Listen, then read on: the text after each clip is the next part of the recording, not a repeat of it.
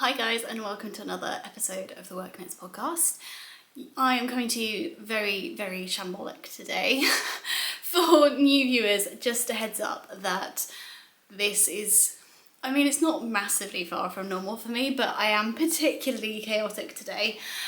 So if you're looking for calmer, put together vibes, maybe check out one of my other episodes. And for returning viewers, thank you so much for coming back. The cat has decided to eat some biscuits right now as I record. I would wait till she'd finished to record, but I am literally catching the last bit of available light.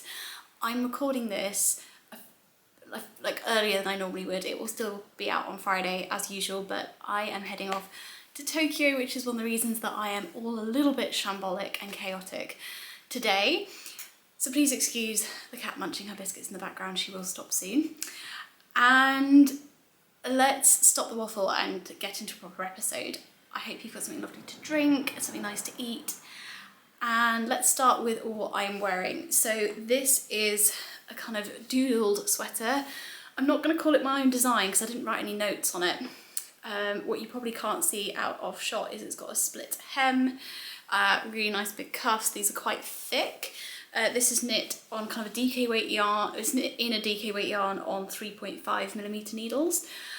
So really dense fabric, and I used quite, not prickly is the wrong word, but quite coarse yarns. So it was really hard going on my hands. But I absolutely love this sweater. It fits me just the way I like it. It's got a faux seam down the sides, I think you can just about see that, and on the underside of the arm. These massive cuffs, and the main the main yarn is Holst Garn Tresco, hence the fact I sometimes refer to this as my Tresco sweater. I picked that yarn up massively on sale when I was over in Copenhagen. I picked it up for £2 a ball. So I think this sweater cost me less than £15 to make because the contrast colour is Rico Designs Luxury Alpaca Sock in like a kind of light grey colour, and I don't think that was massively expensive per ball. I held that double and then the Tresco single. I have lined the collar in the alpaca because it was nice and soft and cosy. And yeah, I love this sweater. This is like a default throw-on sweater. When I'm around the house, it's a bit chilly, I kind of treat it a bit like you would like a fleece or a jacket. I just kind of throw it on over layers. It's got a really nice amount of ease. And the construction was kind of interesting. So because I was doodling it, I knit the yoke, then I put the sleeves on hold, but then instead of going straight into joining in the round, I knit straight for a portion, then I did some raglan increases, and then I joined in the round. Now, I absolutely love the fit, so much so that I'm now designing a pattern with the same construction, and I will come on to that later.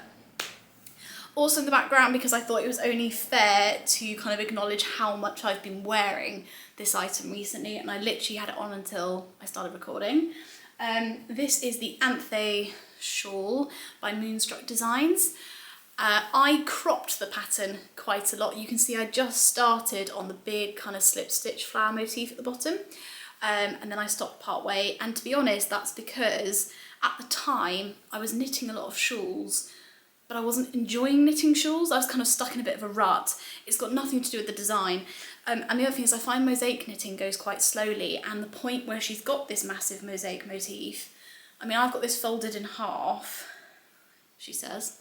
Got this folded in half, and this is still very wide, so it's like double that, all in mosaic knitting, so it just grew really slowly. I also find that really deep crescent shawls are quite hard for me to wear. This at this length is probably just about okay. I knit this in multiple different colours of Holst Garn, super soft, held single on the recommended needle size. The kind of orangey colour is the colour Gold Crest, the orangey kind of mustard. The purple I think is called like Damson. And then there is a little bit of a hand-dyed skein up here, this kind of pinkier colour. It's like a sunset colour, I think from, is it Townhouse Yarns? Might be wrong, an Irish hand dyer. And I think it's called Ripened Plum. It's gorgeous. It has to be one of my favourite hand-dyed skeins ever, but I bought it when I was very new to knitting. and it ended up in multiple different projects in multiple forms, which is good because, as I say, I love it, but I wonder if I'd bought it now what I would have done with it, whether I would have done something differently. It's a merino silk blend, so it's got a gorgeous luster. But yes, I thought it was only fair to give credit to this shawl. There might be quite a lot of sipping on tea today. I've got a Twinings cranberry and raspberry fruity tea, which is just perfect for me today. I've been doing a lot of talking, I've been doing a lot of renovations, there's been a lot of dust in the house, and so I'm just feeling a little bit throaty, which is not ideal right before I take a trip, but hey. Okay, I feel like now we're into content proper. So I do have a finished object this week. In fact, I have a finished object and a half finished object. It feels really strange because I feel like I've kind of already spoken about these items. They don't feel like they're recent because I included them in an Instagram reel recently. And for those of you who do follow me over on Instagram, you'll kind of know, like, I have found this YouTube content a little bit more natural to me than the Instagram content. And I'm definitely not a very good content creator in the sense I'm not very good at kind of scheduling corresponding bits of content across all different platforms. We'll get there maybe, but for now, yeah, it's a little bit rudimentary from me. But it feels like ages since I picked up the camera, which is really bizarre, and I think it kind of shows just how much has happened in 2 weeks. So maybe at the end I'll talk a little bit about life updates. But for now, finally, finished object. This is still slightly damp, hence I'm not wearing it. I'm really hoping it dries in time for me to pack for Tokyo. But I'm going to try and show you in this kind of fading afternoon light, this gorgeous texture. This is the Strandhill Slipover and Collar by Contour Knit.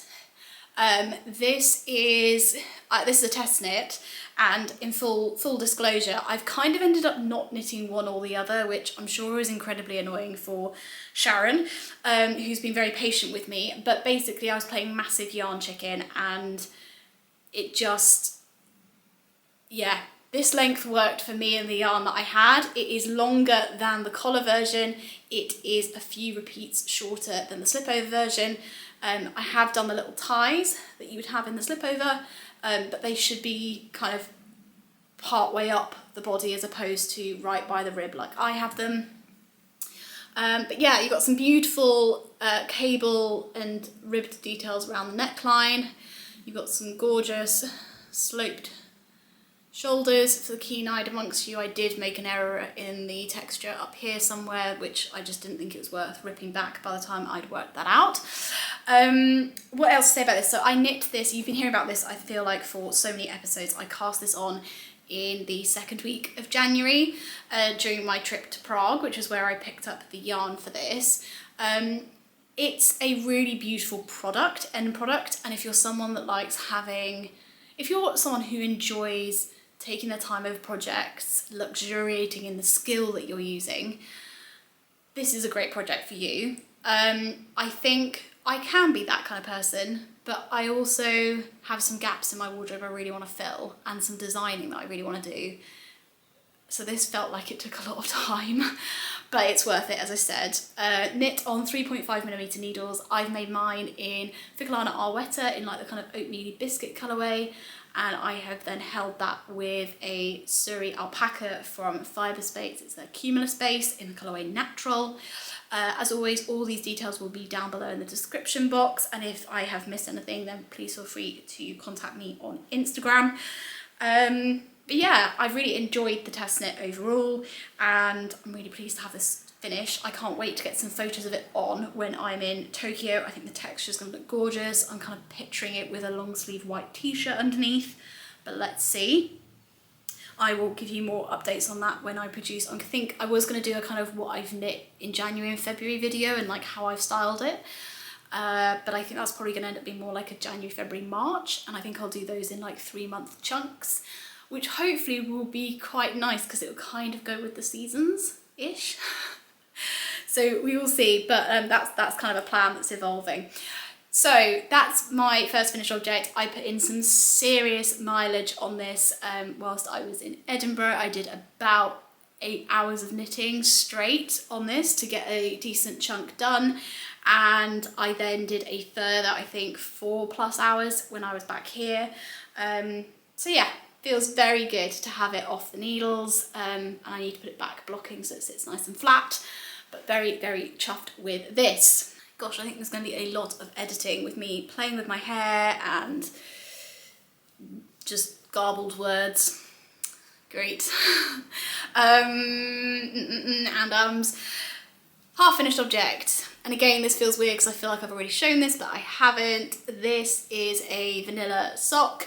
And yes, you will notice I have gone and bought some sock blockers. I picked these up in Edinburgh from Ginger Twist Studios. These are some Knit Picks ones.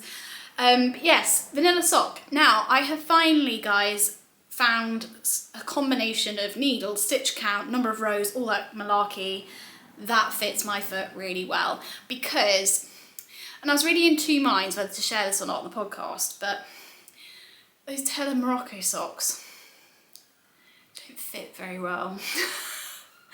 And the reason I was in two minds, oh gosh, I've got alarms going off in the background, not alarms, sirens. And now the reason I didn't want to, well, I was umming and ahhing about sharing that on the podcast is not because I'm not willing to be transparent about errors and things like that. Totally fine with that. It's more that I kind of knew that some people would be like, oh, go on, just re-knit one of them. Because basically, I think as I explained in the last episode, I accidentally ended up with 2 different stitch counts on each sock. And the one with 72 stitches fits pretty well. It's quite snug, but it fits well. The one that is 64 stitches is tight and like I can get it on, but it's not like it's not easy to get on my foot, and I don't think it'd be massively comfortable to wear. So I'm putting it down to like a bit of an experiment. I know this is going to sound slightly odd, but my feet do change size slightly over the course of the year and in different seasons. And I think in the depths of winter, like December, January time, I think they will fit well as a pair of socks, which is fine because that's the kind of season I'd want to wear them in. So I'm going to leave them. I'm not going to re-knit one of them. Sorry for those who feel like I should, which there might be a few.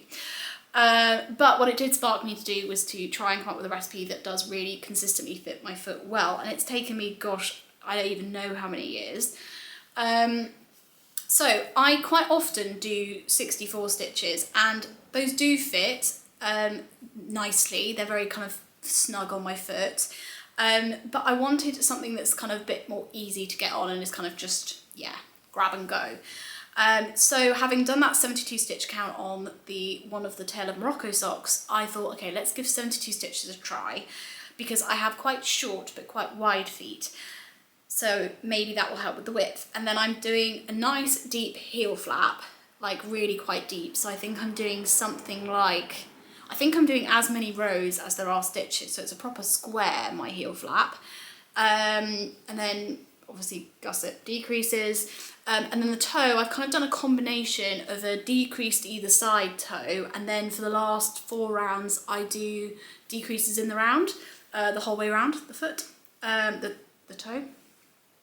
And that combination seems to work well. I might still keep playing with the toe a little bit. I did my classic 3-needle bind off on the toe, which I still really love. That's a firm favourite. But yeah, whilst these look a little bit baggy on the sock blocker, they actually fit my feet perfectly. So I'm going to now go with this as my like sock recipe. I need to cast on the second one of these. This, I should have said, is knit in Gepard Garn Cash Sock in the colourway Nougat. And I love it. I haven't really knit with brown before, but I'm really enjoying it. I did a 30 round cuff in 2x2 ribbing, and then I did 30 rows here, and then from there on I just kind of worked my own shaping. I fold down at least part of the cuff. I do my classic really nice edging on my ribbing. Don't know if you can see that, but yeah, really pleased. So that's a half finished object. Now when it comes to whips, my work on different whips has been a bit varied and scattered. So I kind of thought I'd slightly talk through what I've been working on and then also what I'm going to be taking with me to Tokyo and kind of why I'm taking different projects and what I've put on pause and why. Hopefully that's kind of interesting. Let's see. So, a whip that I don't feel like I've put much work on, but I think that's because it was a while ago, is my Downtown Hoodie by Tori Yu. So I can't remember if I showed this in the last episode, and as I say, I really haven't done a massive dive. It's so bright on camera, blimey.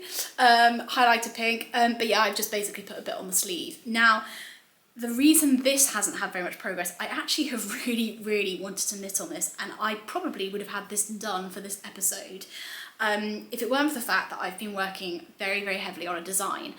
Now, I need to decide whether or not I'm going to take this on my trip with me. The challenge I have is I always tend to overestimate how much knitting I will do on a trip. Edinburgh, I really did knit quite a bit, but that's relatively unusual. And with this trip to Tokyo, I really can't work out how much knitting I'm going to do. I should stop saying it's just Tokyo, actually. I am going to other places in Japan whilst I'm there. But I've obviously got some really mega flights to get out there from the UK. And it'd be so tempting just to knit the whole time on the flight, which I might end up doing. If I end up doing that, then I could have this done on the way there. This is DK weight. I'm knitting up in Prima sustainable recycled acrylic yarn in the colourway Prima Pink. And I'm already 4 inches down the body split, and it's quite a crop body. And then sleeves, if you've got something good to watch, I think I could whip through these and given their DK. The hood might take a little bit of thinking through. But yeah, I could get this done really quickly. The question then is whether it's going to be the right kind of weight garment to wear whilst I'm there, because any projects I'm taking that I think I might be able to finish, I want to be able to wear whilst I'm there, because I really don't want to go with a really heavy suitcase. It's not, I've got the baggage allowance easily, I've got 2 suitcases allowed on the flight, but it's just that I don't really want to be hauling 2 suitcases around, so I'm only taking 1, and I want some room to bring some things back with me. So yeah. So TBC on this one. Maybe I will do a little reel of like what I've packed for my trip to Japan. So you'll end up seeing there whether or not I have ended up taking this with me. But anyway, for now, in the last 2 weeks, there's been a little bit of progress on the sleeve, I believe. I hope I've got that right. I hope that wasn't before the last episode. So that's been one whip. The whip that has taken up time instead of that is a new design, which I've been showing on the podcast for a few weeks now. I think this has been one of those things that now I've got this set in my mind that I've got like a timeline in mind that I want to release this in. And I think that's meant it feels like I'm working on it a lot more than I actually am. But for the first time, you're actually going to get a name for this. So this is my Summer's Eve sweater. And this is the design I'm making that is based on the construction of this jumper here. The grading on this and the calculations have been next level because of the 3 different construction techniques, and because, you know, if you know of a design that uses all 3 of those in one, please let me know down below in the comments. I know of designs that use round yoke and raglan, but I don't know of any that do this straight knitting in between the 2. And that just means that I don't have an example of how someone else has tried to explain it, and I don't have any reference on grading. Now, of course, not that you'd ever like copy another pattern, but I just don't have anything to benchmark the pattern against to know if I'm kind of explaining things and calculating things correctly. So yeah, but I think the last time I showed you this, I had knit the yoke and part the straight, and I'd maybe joined in the round with the raglan increases. Well, guys, we have pretty much most body. We have 2 sleeves. The sleeves have got, none of the ends woven in because obviously I haven't finished, but sleeves are edged in the main colour and the body is edged in the contrast colour. And this is cracking along. You can see a line here where I blocked the top half whilst I was in Edinburgh to be able to kind of try it on and make sure it fit okay. And it does, well, more than okay, fits really well. It does need another block. Bless them, I sent a message to the people who very kindly test knit my last pattern to see if they'd be interested, and the photos I sent them were absolutely terrible. But I definitely think I will finish the body of this on the plane, and then we'll probably be able to block this when I get to Japan, and maybe even get some photos when I'm in Japan. That would be really cool. But yeah, what else can I say about this? So it's knit on 3.75mm needles, so I kind of think it's that sweet spot where it's fingering weight, but it's getting towards the speed of DK. I've knit this particular sample in Filcolana Saga is this main colour, and then this is Isager Highland wool in the colourway Rhubarb for the sleeves. The sleeves have not been blocked yet, so they will relax out quite a bit. Same with the neckline. And yeah, basically the idea is this sweater has about 2 inches of positive ease built into each size, but of course if people want to knit it with a little bit more ease, they can of course choose a size larger. The pattern will be graded from a 28-inch bust circumference all the way through to a 72-inch, and there will be written instructions for all the sizes at 2-inch increments from 28 to 72. But there will also be an option of some really easy to follow formulas that will enable the person, the knitter, to tailor the jumper to their exact measurements. Because when you're grading a pattern, you are assuming, based on bust circumference, that your bust and let's say your arm are kind of set circumferences at a certain ratio. Whereas as beautiful, unique people, some of us will have larger busts and really small arms, or maybe we'll have really muscly arms or bigger arms and a smaller bust. We all have different proportions, so the idea is that you can tailor this exactly to you. And for that reason, that's why I've kind of made this particular version only 2 inches of positive ease, because the whole fit around the arm and the bust is meant to fit quite precisely, whereas if you start building in lots of ease, you're going to start losing the nice fit. I am planning, however, for later on this year to release a DK version with obviously a overall different design, but that has closer to the amount of ease that I've got in this jumper, which is closer to 4 to 6 inches of positive ease, if not a tiny bit more, maybe like 6 to 8 inches max. So there will be more versions of this, and I think I will do a cardigan pattern with the same construction, but for now the design I'm working on is this. As I say, I've kind of used like a colour blocking method. The colour blocking around the sleeve really kind of shows off the construction method around the armhole. And I think that's really cool. And then I just love these little kind of contrast details to really pull the sweater together. I think the bottom hem will just be in the main colour. I don't think I will do the contrast colour, but we will see. But this has taken up a lot of my knitting time recently, and I've really enjoyed it. It's going to be the perfect weight for those kind of spring and summer evenings where you get a light breeze as the sun's kind of beginning to set. A throw-on layer equally kind of early in the morning, or as a layering piece under a light raincoat if it's drizzling, if it's British summer weather. But yeah, I feel like I've been rambling for ages on this, but I will be putting out another call for testers this evening, and I will be sending the pattern out to people this weekend, bearing in mind I might be on a different time zone, or I will be on a different time zone, so bear with me if it's not kind of at a normal time wherever you are. So yeah, I'm going to finish rambling there. This is definitely coming on the trip to Tokyo with me because it's a really small amount left to knit, and I will then wear it during my trip.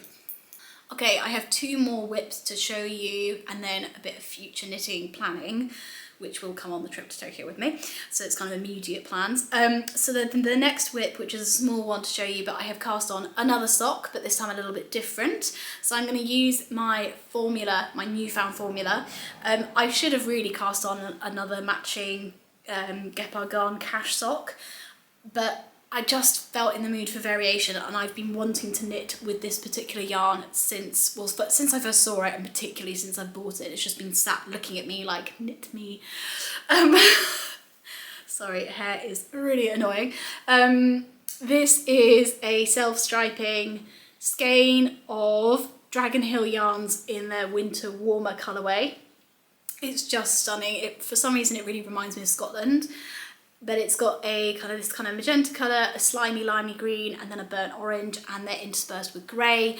I've then used a scrap of the Filcolana Arwetta in the colourway Biscuit Oatmeal for the cuff, and I will use it also for the heel and probably the toe. But yeah, I just want to make sure there's 2 repeats of the colours before I do the heel flap. I'm very close to that. I'll probably even do that this evening. And I'm really enjoying this. So I think I'll knit this sock, cast it off, and then I don't think I'll pack 2 pairs of socks with me. So yeah, the interesting thing will be, do I just pack this one? I think I pack this one with the full skein and the little scraps of the Filcolana Arwetta for the heels, cuffs and toes. And then when I get back, I'll do the Gepard Garn matching cash sock. I know that's not the normal way of things, but let's give that a try because the stripes are really calling to me. So that's my next whip, also coming with me to Tokyo. And my final whip, I've literally only cast on this afternoon and is in a yarn that is classically quite hard to show. So let's very carefully extricate this. Okay, so as I said, I've literally just cast this on this afternoon, so we're talking a very small amount of progress. This is coming up gorgeous and like light on camera. In person, it's a little bit darker and it's a tiny bit like kind of muddy. Well, I'm hoping it's not going to look muddy. That's my concern, so I'm hoping not. What am I talking about? This is the Big Love by Ankestrick. I have had this in my pattern library since 2018, I think, 2018, 2019. Since I first got particularly serious about knitting and discovered Ravelry, it was one of the first patterns that I bought. I loved it. And I cast it on, but I didn't know very much about gauge at this point. And yeah, because I've been knitting for ages, but I kind of, pot luck, I'd managed to kind of hit gauge on things. I hadn't really fully understood it. And this pattern was my first kind of big lesson in gauge because I cast it on in what I now know to be fingering weight yarn. And even though I held that double, it still wasn't quite the right weight and I was on completely the wrong needles and it ended up just absolutely tiny and then I was going to run out of yarn anyway. Really good, really, really good planning there. So I'm trying it all over again and I was inspired because Jess of Loom Wool has knit one of these and when I saw it I was like, oh my gosh, I love your jacket cardigan thing, what is it? And she said, oh, it's the Big Love. And I was like, oh, I've got to cast this on. Because as I say, it's been in my library for ages. So I've cast it on this afternoon with a plan that I will take this with me. I don't know though if this yarn is the best yarn to be taking on a plane because I am holding a strand of Wool Dreamers Manchalopi in the colourway Bright Orange. It's actually coming up brighter on camera than it actually is. It's a little bit darker than that and it's got like a pink hue and a yellow hue going through it as well. And because that pink hue, and because I'm holding just one strand of it, I wanted something to stabilise it that was not mohair. So I'm holding with it, and again, this is coming up brighter on camera, but this is, Holst Garn, and this is their wool and silk base, which I think they call Coast, and it's in the colourway Chianti. It's got some gorgeous like neps of silk in it. It's a bit darker than it's showing, that's probably better. So I'm holding the two together, and it is stabilising it, to be fair, and it should still be beautifully soft, and I'm finding it fine knitting with just one strand of the Manchalopi, which is like one of these unspun yarns. So yeah, we'll see. This has got a really interesting shawl collar construction where you basically are meant to do like a provisional cast on and then you pick that back up, and anyway, it's really interesting. I don't get on very well with provisional cast-ons at the best of times, and I really didn't think this unspun yarn was going to agree with it. So I haven't done a provisional cast-on, which means there'll be a little bit more of a seam at the back neck than there would normally be, but I'm okay with that. So that's all good. But yeah, I am hoping to get packed and get my to-do list done nice and early this evening so that I can just relax and knit on this tonight, is the hope. It's either this or it's the body of my Summer's Eve sweater. Yeah, we'll see how I feel. But yeah, some progress on that. So I've cast on a couple of new things since Edinburgh. It feels good to have cleared my needles a bit. I kind of went from having very clear needles at the beginning of January to quickly stacking things up, and then I feel like those projects stayed on my needles for quite a long time and then they haven't really shifted. I do feel like I'm about to have a big shift in projects. I will speak in a moment about some future knitting plans, but some other whips that I guess are languishing a bit more. I've got the second field mitten by Camilla Vad. I have knit the cuff on that. I literally just need to do the portion of textured stitch, and then the last bit will absolutely fly off the needles. I'm just really procrastinating about doing that textured stitch because I've just got to be really honest, I really didn't enjoy it. So that's why I'm procrastinating. I really wanted those to come with me to Edinburgh and I didn't finish them in time. I've also got my Costner scarf on the needles. I'm really feeling the colours and I have got such a clear image in my brain in how I will wear that. But again, it's just not giving me joy at the moment. I'm sure there'll come a point where I'll suddenly be like, right, I really want this, and it will just fly off the needles. And then my other thing that's on my needles, well, it's currently on waste yarn, but is a working whip, is my terracotta sweater. Now I am a bit more in the mood for that, but that has currently got a cone, a second ball of yarn because I'm holding the main colour double, and then the contrast colour is also 2 balls held double. And there's lots of different charts to follow. So I just don't think that's going to be very good for knitting on planes and whilst I'm travelling. I think it needs a bit more of like a setup and space for multiple balls of yarn to be rolling around next to me. And I have this fear, I'm sure all the knitters watching this have seen that meme from like the gif of the plane and the ball of yarn rolling down the aisle. To be fair, I don't even think that's the worst case scenario. The worst case scenario is the ball of yarn rolls between all the seats, because getting that back would just be horrendous. But I just have this fear every time I go on a plane that's going to happen to me, and I think with 4 balls of yarn attached, I'm really asking for it. Okay, so the final thing that is definitely coming with me to Tokyo is this beautiful cake and this beautiful cake. Now, if you'd like to know more about which shop I got these from when I was in Edinburgh, do check out my video touring the shops there. But this particular cake is New Lanark yarn. This is the colourway Bramble and this is their DK base. And I don't know if the camera's going to pick up the nuance, but it's just, look at all those different colours. Isn't that gorgeous? And this, I am going to get the pronunciation wrong. It's spelled Siaban, Siaban. This is a gorgeous kind of natural rustic Scottish wool made in Scotland. I just think it's beautiful. Again, DK weight. These two are going to be knit up into a new design, which I'm going to release pretty quickly, I think. And it's going to be a kind of cross between a collar and a slipover. I was kind of inspired by my hybrid Strandhill collar slipover. So I'm going to do it in DK weight. It's going to be colour work, but very simple.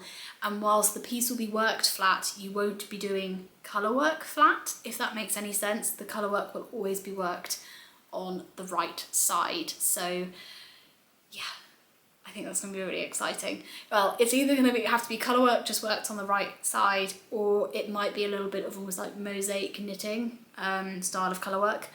We will have to see. I'll need to work out the logistics in my mind, but I've got the vision very clearly. So yeah, really excited about that combo. Now, I got a couple of things whilst I was in Edinburgh, but I'm actually not going to show them in this episode. Sorry to keep referring you back, but if you want to see the full kind of details on what I got when I was in Edinburgh, do check out that little video that I produced. It's very short, it's only about 12 minutes or something, but it covers what I bought and where.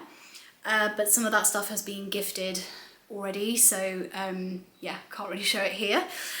One thing though that I did want to mention on the podcast was that I managed to meet up with Ode. This is really bad, I've met her in person, but I keep second guessing myself on how to pronounce her name. She's Bobbles and Berries, also here on YouTube, has an amazing podcast, and is the maker behind the Bobbles and Berries stitch marker and project bag business. She was so lovely, just to meet her in person. We chat a little bit on Instagram, but it was really nice to meet her in person and to chat podcasting and yeah, just to knit. We must have looked quite funny sat knitting in the middle of Edinburgh, but I loved it. And she was so generous and gifted me a set of her beautiful stitch markers. So she gave me these little sheep. There we go, in 3 different shades of brown. Now they're absolutely gorgeous. I cannot wait to put these on a project, so that's why I wanted to show you, because I'll definitely have at least one of them on a project whilst I'm in Tokyo. I don't think I'll take all 3, not because I'm not obviously planning to lose anything, but there is a chance when you're traveling that stuff gets lost, and I'd hate to lose all 3. I hate to even lose 1, but I don't think I can resist putting one on a project. So those can be coming with me, but they're just stunning. So thank you again, Ord, for that gift. They're just beautiful. So I wanted to mention those, and then the other thing I wanted to mention today is kind of an odd one actually, a bit unusual for me. But I wanted to show you a little kind of mock-up of some project bags that I've started making. I will give you more details on kind of where they'll be available and different sizes and all that kind of stuff, probably in a couple of episodes time, maybe next episode, maybe the episode after, but I thought I'd just show you here. Now this is definitely a mock-up because there's a little error on the side, but I have started making some project bags out of shirts, old shirts that can't be used for whatever reason. Either they've worn out in a place, or maybe they've got a stain on them, or whatever it is. I've started upcycling those into little project bags, and I'm really happy with them. So this one is kind of like a medium-sized project bag. This is probably a good size for like a sock project or something. It's fully lined with a nice silky lining, little drawstring, and you've got the kind of original button placket from the shirt up the middle. I can't stop doing this to this one because the shirt fabric, I wish you could feel through the camera, but it's got almost like a kind of, if anyone knows what that kind of like moleskin fabric feels like, it's softer than a suede, it's not quite as textured as that, it's silkier, but it's got almost like a powdery feel to it. It's gorgeous. So I have made a smaller version that has got a square kind of pocket, well, the shirt pocket on the front, and I believe that might be going up in a shop update, so I will share those details of where and when, if that happens, and that'll be shared over on Instagram. But yeah, the plan is to make more of these, multiple different sizes, different colours, maybe launch like a bit of a spring collection of them.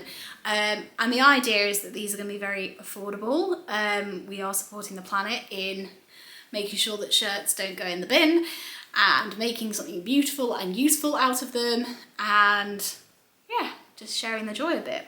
So that's one idea. The other one, and this is a true work in progress, guys, when do I ever show you sewing works in progress, but the other idea is to make some, this has got a pin in it currently, so please do excuse that, but the other idea is to make some tiny little envelopes which will have a little popper fastening under here, and then you've got the little envelope portion in here, and the idea is for them to be used to store stitch markers within your notions pouch.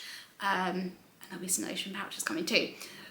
But I really want one of these for my trip to Tokyo, and I don't know if I'm going to get this one done in time, but I was trying to pack knitting stuff, and I've just really struggled to get like the perfect thing to hold those little tiny round stitch markers in. The ones that have got like pins on the end, like the bulb pins, you can just kind of put them through the edge of your project bag. But the ones that are kind of complete circles. So I'm going to try and make a load of these also for kind of, as I say, a spring update. So very excited about that. It's nice to be sewing again. I have definitely lost some of my precision, particularly with cutting, and I'm not fantastic at kind of taking it slow and tacking and stuff like that. But I think it's one of those things, you get back into it, you get back into kind of the flow of it. So very happy with this. Okay, that is everything that I wanted to kind of show you today, so to speak. I hope that was kind of interesting, me talking through a little bit why I'm taking certain projects with me or why I'm not. There will be a kind of reconfiguration of that based on what I can or can't fit into my hand luggage. Because I tend to like to have my knitting projects with me on the plane so I can choose what I want to do, particularly for this kind of length of flight. I don't want to assume I'll just work on one thing. But let's see. There's still a little bit of time, still a tiny bit of time, and evening. So we'll also see what I knit this evening, because that might impact what goes in my hand luggage. My other kind of deliberation is some of these projects are on interchangeable needles. Now, I've already checked, and the airline I'm flying with should be good with knitting needles, but it's never happened to me yet that I've had them confiscated off me. I have been pulled over for them before, like at security. Not had them confiscated, but there is always that little bit of fear that they might be. So yeah, we'll see if I chicken out with some of these projects because I'm worried about my needles. I will end up double checking the airline, I'm sure, this evening. But I thought I would give you a quick heads up on when the next video will be out. My next video will be a tour of yarn shops in Japan. I'm hoping. We have a pretty packed itinerary whilst I'm in Japan. I'm going with a couple of friends. So we'll see how many yarn shops I get to squeeze in. It's going to be a bit of a balancing act. I really want to make sure I spend lots of time with my friends and that I get to see as much of Japan as possible, but it's also really important to me that I do get to go to the yarn shops and do a kind of similar video to what I did for Edinburgh and Prague. But we will just have to see. I was even contemplating whether or not I could put that video up whilst I'm in Japan. I don't think that'll be the case. So I think the video from Japan will probably come up. Yeah, hard to say. Okay, let's just say it'll be at some point before my next scheduled podcast episode, which will be in 2 weeks' time as per the normal schedule. So yeah, that's going to be another video in between, which is really exciting. So I thought I might also give you a little bit of a life update for anyone that's interested. Thank you so much to those who have also gone over and checked out my home renovation channel, and for bearing with me. My first video was awful. My second video was a step in the right direction, still not quite where I want them to be, but I'm kind of getting used to the whole thing. And it's tricky videoing something where you're not quite sure what's going to get done at which point, if that makes any sense. I can't say, okay, this bit is going to be moved forwards on a Tuesday, that means I can film it on Tuesday and then I can edit my video by Friday. Like, renovation just never goes quite according to the timetable you had in mind, so trying to then combine that with filming is tricky. So thank you for your patience is what I'm trying to say to those who have been following along. There is another video due to go out. I've been really hoping to get one out before I head to Japan. Keep trying to say Tokyo and then change it to Japan before I head on my trip. But some building work this week was delayed. The bathroom project has started. I have been ripping down ceilings. I took about 2 and a bit metre squared of plaster off a wall by hand the other day, so I have got some seriously achy shoulders. That is not the kind of exercise I am used to. I mean, I think it's quite a niche form of exercise. The motion, the action that you're doing is quite niche, but that was a good 3 hours worth of physical labour, and I came away, I was absolutely covered in dirt. So I will insert a picture here if I have one. But yeah, I'm really enjoying the renovation stuff, but I am finding it wipes me out. In some ways that's good because I then spend the afternoon sitting knitting. In other ways, not so good because I end up sat knitting for like 10 hours straight, which is also quite strenuous on my arms and my wrists. So yeah, I think, friends, I'm doing quite a lot of kind of figuring out balance of different tasks at the moment. I think I've got quite a few different projects on the go and trying to get the right balance where I'm kind of moving them all forwards, but I'm not constantly flitting between completely different things. It's a little bit up in the air. I'm still learning. So yeah, and then with all the renovation stuff, the kind of, I guess, added thing that I think I forget it all the time, and I think it's quite easy to forget if you're not currently renovating, is that you spend about 80% of your time moving things from room to room, because you're the minute you finish one room, you're clearing another room, and the house is constantly covered in dust from the renovation works, and it's kind of knowing when it's worth your time cleaning it. there's been so many times where I've kind of gone, okay, actually, we're not going to be able to progress on this project for 5 days. It's worth me giving the house a clean. And then suddenly the timetable's changed and then they end up making it dirty the next day. It's, yeah, that bit I find a little bit frustrating because I feel like I'm living in a very, but the house doesn't feel clean. And then when the house isn't clean, it's kind of very easy to make it messy because you're like, well, everything's everywhere anyway and everything's like not clean. So yeah, maybe that's not the most conducive to an organised mindset either. So I think this trip away will be good. Will be good for me. Edinburgh was good for me to get some headspace from the renovation. Very, very fortunate to be going away so quickly again.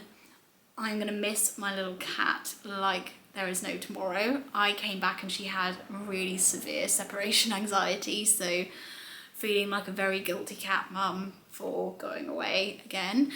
But my mum is super kindly coming to cat sit for us, so she won't be completely on her own, which is good. But yeah, generally guys, life is quite busy right now. I feel like if I reflect back on kind of last year and when I was podcasting, life felt very busy, and I think, you know, we had some huge things on like the wedding and moving halfway across the country whilst both working. Yeah, that was a lot, but I think because I had a day job, so to speak, one singular day job, all the rest had to fit into time around that, and that kind of made me a lot more realistic about how much I could move different things forwards at once.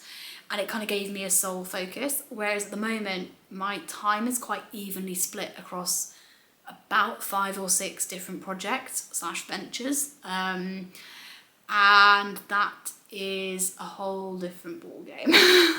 So I kind of feel almost like I did when I first left university and I was starting my career. I kind of feel like I'm back there again because I feel like I'm having to relearn so much about how I manage my time and how I organise myself.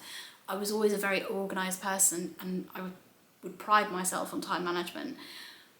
But context is so key, and now the context has shifted so much. It's like I'm going back to square one. But that's fine. I kind of knew that would happen.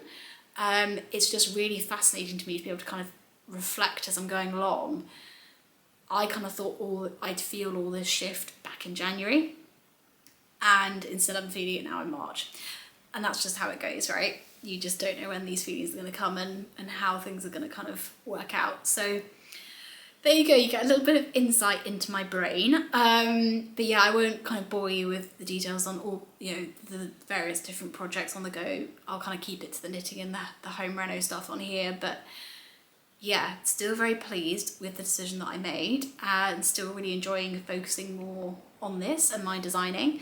And just keen to get a couple more patterns out over the next few months. So that's me. As always, I really hope you guys are doing really well. I really hope that you are getting ready for spring if you are in the Northern Hemisphere. I really hope you're finding knitting things that are bringing you, or like crafting things that are bringing you joy. I haven't brought very much diversity in terms of different craft forms over the last few weeks. Yes, I've dabbled in spinning, yes, I've dabbled in a bit of sewing, but nothing kind of substantial. I don't know whether or not that will change over the summer. Let's just see. But for now, really enjoying the knitting. And yeah, just feel very grateful to be able to come here and chat to you all about my projects and what I'm working on and my creative ramblings. So the light is fading and I've got some more packing to do, but I will speak to you guys very, very soon. And for now, stay safe and I'll talk to you very soon. Bye.